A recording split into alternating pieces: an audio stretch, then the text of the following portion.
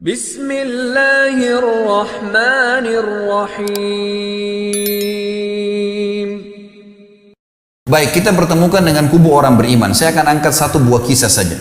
Ini satu kisah sudah cukup untuk menghancurkan semuanya orang-orang yang tidak beriman kepada Allah ini. Tentu ada banyak kisah-kisah lain, tapi saya angkat kisah seorang tabi'in yang bernama Abdullah. Abdullah ini orang yang sangat soleh.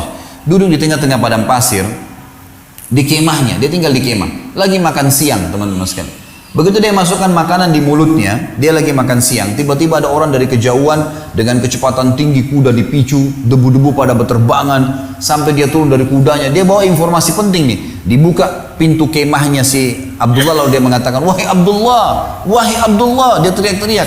Abdullah mengatakan, "Ada apa dengan kamu?" Sambil dia berhentikan kunyahan makannya, orang ini bilang, "Anakmu baru saja mati ditusuk orang." Jadi informasi yang dibawa oleh orang ini adalah berita kematian anak Abdullah. Tidak cukup di situ, dibunuh oleh orang.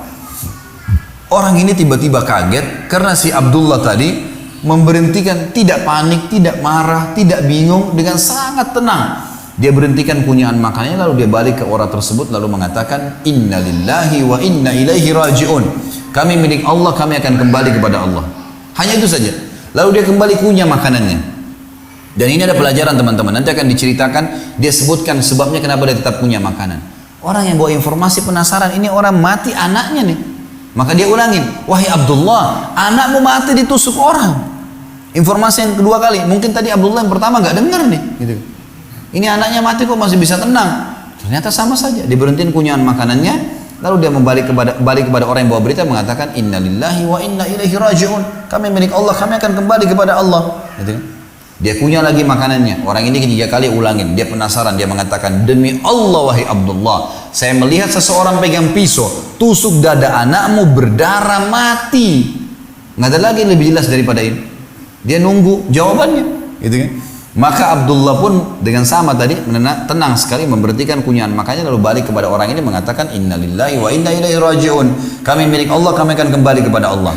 Orang yang bawa berita penasaran mengatakan, "Wahai Abdullah, demi Allah yang saya bayangkan adalah Anda akan panik, bingung, membongkar makanan ini, kemudian Anda segera mencari siapa yang membunuh anak Anda."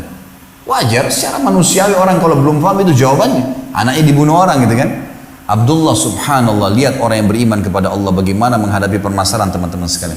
Dia bilang sama orang yang bawa berita, "Duduklah saudaraku. Ini anaknya lagi mati. Dia masih mau menasihatin orang." Gitu kan. "Duduklah wahai saudaraku." Duduk orang itu.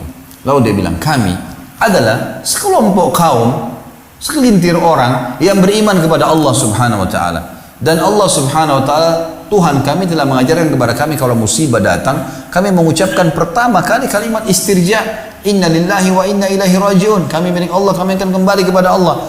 Dan Allah berfirman dalam Al-Quran, "Wabashiris sabirin alladzina idza asabatuhum musibatun qalu inna lillahi wa inna ilaihi raji'un ulaika alaihim salawatu min rabbihim wa rahmah wa ulaika humul muhtadun." Allah telah mengatakan dan sampaikan berita gembira kepada orang-orang yang sabar, yang mereka kalau ditimpa musibah mereka mengatakan kami milik Allah, kami akan kembali kepada Allah. Mereka lah orang-orang yang mendapatkan rahmat dan jalan keluar dari Tuhan mereka, dan mereka mendapatkan petunjuk. Lalu dia bilang, "Saya sudah ucapkan kalimat itu. Kalau anak saya dibunuh orang," ini nasihat dia dan ini pelajaran buat kita, orang beriman tahu menghadapi masalah. Dia bilang, "Kalau anak saya mati ditusuk orang tadi, saudaraku fahamilah, Allah juga telah menyampaikan kepada kami sebagai hamba-hambanya, orang mati bukan karena tusukan, tetapi mati karena ajalnya datang. Kalau ajal anak saya belum datang, mau 1000 orang pun yang tusuk tidak akan mati." Orang beriman tenang dengan itu. Mau ditabrak kereta api kah, mau disentuh, mau dikena setrum kah, kalau belum ajal tidak bakal mati, gitu kan. Maka di sini Abdullah ingin menjelaskan kepada kita satu poin teman-teman sekalian. Yang membuat mati Allah subhanahu wa ta'ala karena ajal datang. Dan bahasa saya, ajal ini tanggal expire, gitu kan. Jadi bukan cuma makanan kalian yang punya tanggal expire, antum dan saya juga punya tanggal expire, gitu kan. Semua alam semesta ini punya tanggal expire. Ada sebuah riwayat menjelaskan, seorang sahabat pernah membeli sebuah piring, kemudian piringnya jatuh pecah oleh pembantunya. Lalu dia marah-marah dengan pembantunya. Nabi SAW waktu dengar panggil tuan rumahnya, panggil. Lalu kata Nabi SAW kepada tuan rumahnya, "Kenapa kau marah dengan pembantu?" Dia bilang, "Ya Rasulullah, piring baru saya beli dipecahin." Kata Nabi SAW, "Jangan kau marah dengan pembantumu karena piring yang dipecahkan olehnya punya ajal sebagaimana kau punya ajal. Kalau bukan pecah di tangannya akan pecah di tanganmu." Gitu kan? Gelas ini teman-teman sekalian kalau sudah saatnya pecah, maka di tangan saya itu di tangan Anda akan pecah pada saat itu. Atau kita taruh di meja pun akan pecah dengan sendirinya. Memang sudah begitu ajalnya. Kita beli makanan ternyata ada yang rusak. Rusak itu karena ajalnya sudah datang, gitu kan? Maka kita harus paham masalah ini. Mati itu karena ajal sudah datang, gitu kan? Kemudian juga saya ingin diberatkan teman-teman sekalian di poin ini.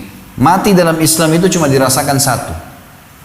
Semua mati, jenis-jenis mati, orang ditabrak kereta api kepalanya hancur, orang yang naik pesawat meledak tidak ditemukan sepotong pun badannya, orang yang tenggelam di lautan dimakan ikan habis badannya, orang yang mati di atas ranjang teman-teman sekalian, ini dalam Islam satu yang dirasakan cuma satu. Mungkin kita secara manusiawi lihat berbeda-beda prosesnya, tapi ini mati satu karena hanya merasakan sakaratil maut, itu saja.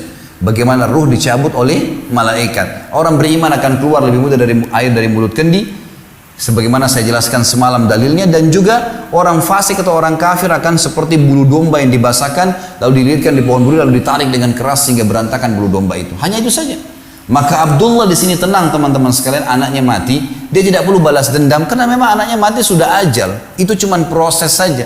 Proses ini tuh bisa menjadi penyebab mati, bisa tidak, gitu kan? Lalu kemudian dia jelaskan teman-teman sekalian kenapa dia tetap makan. Dia bilang, dan Tuhan saya Allah mengajarkan kepada saya untuk menghabiskan makanan ini. Kalau seperti yang kau bilang membongkar makanan ini berarti mubadzir. Dan Allah mengatakan inna mubadzirina kanu ikhwana syayatin wa kana syaitanu rabbihi kafura. Mubadzir itu perbuatan syaitan, gitu kan? Dan syaitan itu kufur kepada Tuhannya. Maka saya tidak boleh. Saya akan makan makanan ini, setelah selesai baru saya urus jenazah anak saya.